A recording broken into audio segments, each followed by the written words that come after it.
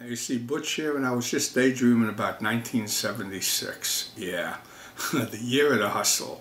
Barry Bernstein, Bill Daley went just as planned. Took Barry down at Times Square lanes. Nice money, well over $6,000. Big money in 1976. And then Bill Daley about 2 months later at Kuski's out in Long Island. Now, Bill Daley, that wasn't a hustle. I mean, Bill is a legitimate 200-plus bowler.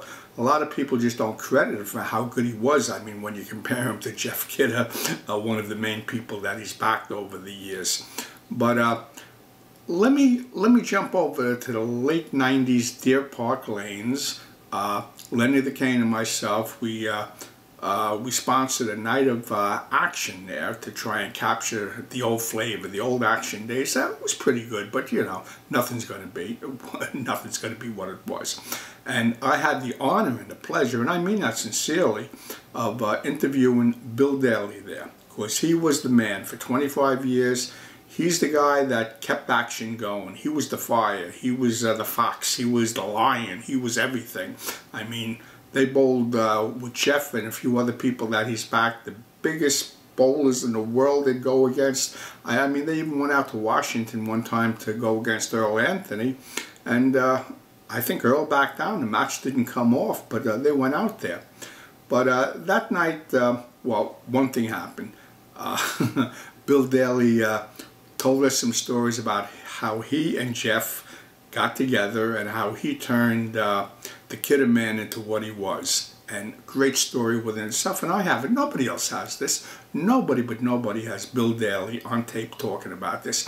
But he also accused me in a nice way of over-exaggerating on how much I beat him for out at Kuski's that night. We tied one game and I beat him 3, and he didn't shoot under like a 215, and he was very aggravated. But anyway, he wasn't taking into consideration the outside action, because I was just talking about the whole, not what I specifically beat him for. I didn't know how much he was betting versus the rest of the guys. So in a way, he was right that I didn't beat him personally for 7,500 that night, but he was wrong that I over-exaggerated, because that is how much I won. And that was great. But anyway, I found the tapes, I re-edited them, better quality, going to put them out now, so enjoy them. Deer Park Bowl, and the one and only Bill Daley, and I truly mean it. I thought it was good reading. I called it Cliff when I read the story. I said, right. Cliff. I said, I don't remember losing $8,000 in bowling, single. And at the time, like I say, I wasn't bowling very well, and there's no way I would have got myself involved in something like that. Cliff says, let me tell you something, Billy. If you lost 8,000 because Cliff, me, Jeff, and Cliff were three-way partners on all of our monies. Yeah.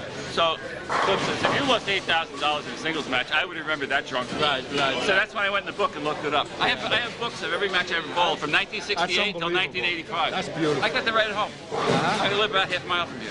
Yeah. But anyway, I know I was disappointed because I was hoping to get rich that night. You packed me in. Actually, there was a night. There was 4 matches we were involved in, not just one. There was 4.